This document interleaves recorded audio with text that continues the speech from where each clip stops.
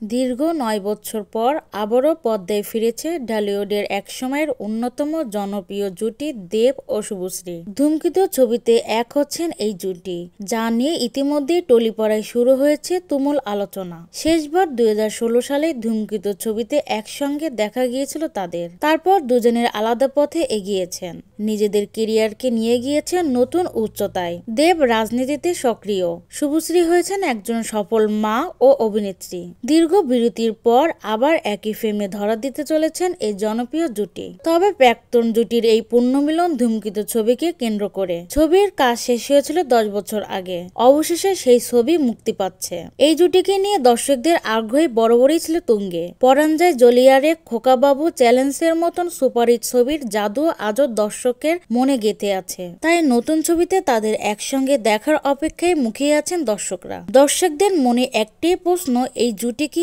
আবার আগে সেই জাদু ফিরিয়ে আনতে পারবে? উম্মে উমামা রাত্রি, ভয়েস অব টাইগার।